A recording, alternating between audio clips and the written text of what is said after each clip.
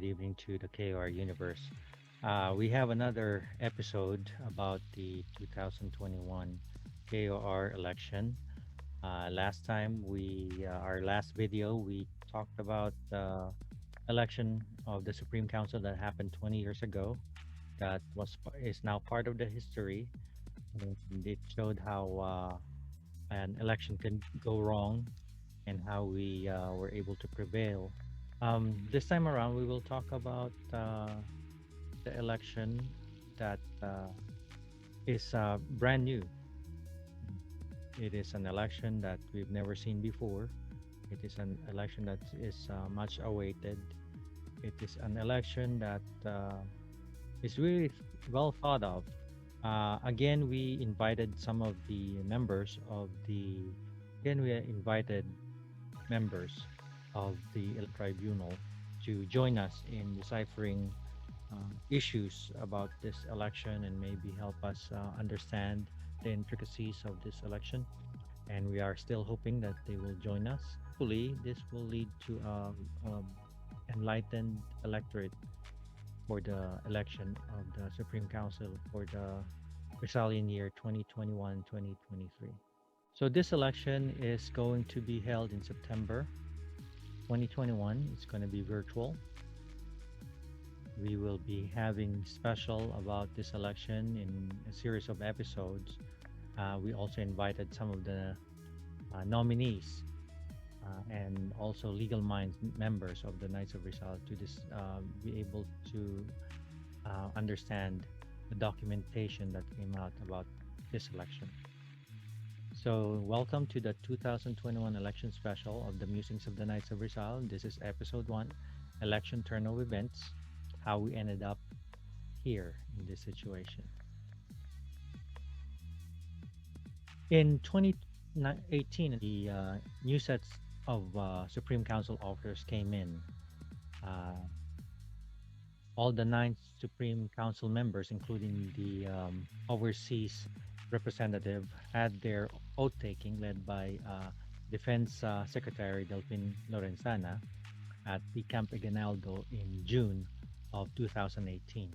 Aside from successes in this term of the present disposition led by Sir Elihu Ibanez, we also had losses in terms of prominent members in the Knights of Rizal who have moved on.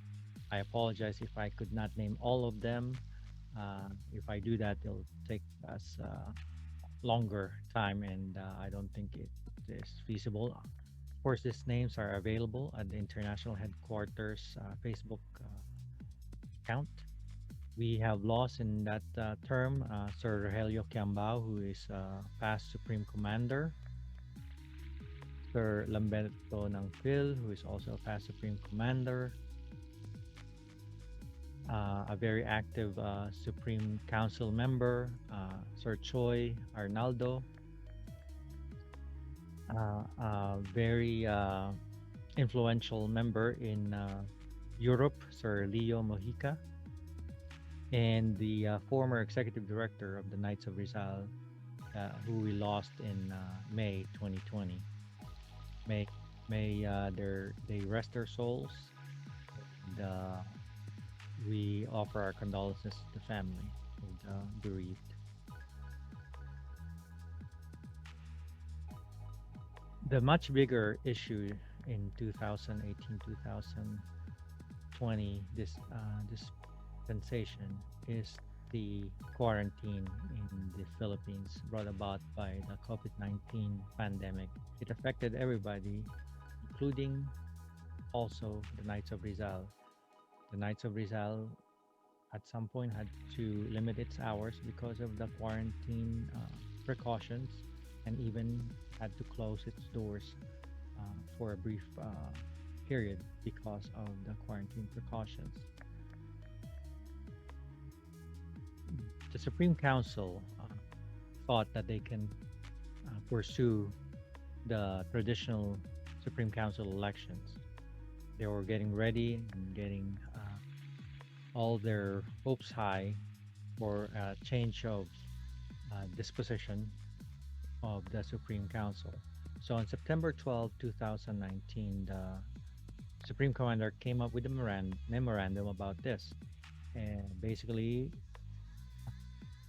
they set the biennial General Assembly and election of the Supreme Council Trustees for Rizalian year 2020-2022 on May 2020.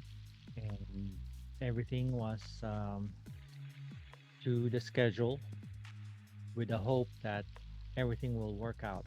2 months before the announced election of May 2020 on March 19, the Supreme Council came up with a resolution to cancel the biennial assembly and election until further notice. In April, uh, in April 2020, time when the Supreme Council was about ready to uh, close its books for the next Supreme Council batch, it offered an explanation on why there's a need for a holdover capacity. They said that to prevent the vacuum in leadership, the Supreme Council passed a resolution declaring the present trustees to continue their term, like I said, until the end of the year in 2020 or until there has been an election for the Supreme Council trustees. What was supposed to be a turnover ceremony, a resolution number 48, um, again postponed the election that was set on May 2020 of that year to May 2021. However, this will not be so. Memorandum number 43, with the concurrence of the Supreme Council trustees, Sir Tirso Velasco, the chairman of the Electoral Tribunal,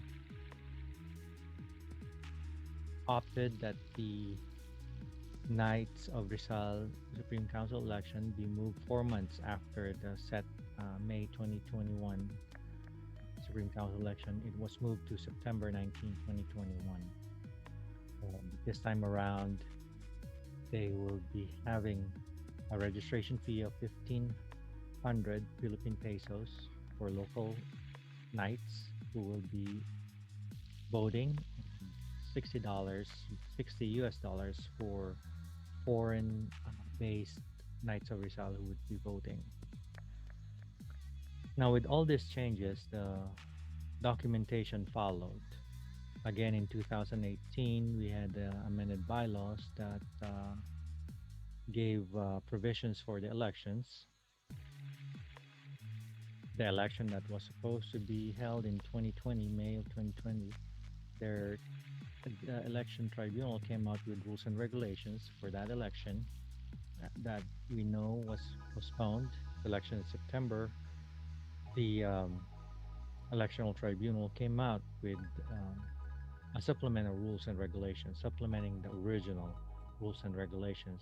But this time it is with regards to the conduct of elections of the Knights of Rizal with a new caveat. It's going to be an automated election. And this was signed in July 2021. So we have three documents: the amended bylaws, the rules and regulations, and the addendum, the supplemental rules and regulations of the Supreme Council election for Rizalian year 2021-2023. In preparation for that, with all the deadlines set, in the early part of August, the chairman of the nomination committee came up with the names of nominees, of approved nominees. And they came up with two lists. The first one is the regular seats, and with 16 names, and the other one is the overseas representative with 2 names. This was signed by Sir William Lazarino, who is the chairman of the nomination committee. With this list, all these 18 names, four are from Quezon City, three from the United States of America, two from Cavite, two from Rizal, one each from Manila, Ati, Laguna, Valenzuela, Nueva Vizcaya, Dumaguete, and Tagum City. Another way of looking at that is that from the National Capital Region, we have four from Quezon City, and one from Manila, one from Makati, and one from Valenzuela. From the Calabarzon region, we have two from Cavite, two from Rizal, and one from Laguna, one each from Central Visayas region, Cagayan Valley region, Davao region, and three from the United States. These are all geographical regions of the Philippines, and is not comparable to the KOR regions that was set by the bylaws of the Knights of Rizal. So the first name was Abeliana Rodel from the Nueva Vizcaya 2020 chapter in Nueva Vizcaya. Amarsol Charles Andrews from Three Links chapter in Quezon City. Balsamo Jonathan C. from Successos chapter, Quezon City. Barsa Romero F. from Bagong Bayan chapter, Manila. Cabrera McIntyre V. Capital chapter, Quezon City. Palairo Emmanuel from Magpuri, Dasmariñas, Cavite. Calderon Gerardo V. from Angono chapter in Rizal. Cazola Armando from Makati City chapter. De Mesa Bernie B. from Seven Lakes chapter in San Pablo, Laguna. Del Rosario Raimundo A. from Tansa Cavite chapter. Belon Alan L. from Tagumpay chapter in Tagum City. Romero Robert Theodore S. from Protasio Mercado chapter in Quezon City. Sanhi Johnson from Valenzuela City chapter. San Juan Frisco S. Jr. from Provincial Capital chapter in Rizal. Cuba Ferdinand G. from New York City chapter, USA. And San Rafael Crescencio Jr. from Negros Oriental chapter in Dumaguete. The 16 names, the top eight will be comprising the regular seats of the Supreme Council. For the overseas representatives, Garaton Melito from the Metro Houston chapter in Texas, USA. Nepomuceno Lu from the Pitan chapter, Texas, USA. In the next episode, we will be talking about the provisions of the documentations based on the bylaws, the rules and regulations, the supplemental rules and regulations on automated elections. Again, we would like to invite members of the election tribunal to join us. Also, we will be having some of the nominees in some of our special. We'll be asking them about their plans and vision in case they win in the Supreme Council elections. So it's very exciting, and I hope that you will be able to join me in the next episode of this coverage. Thank you, and Anam Miss Moriar.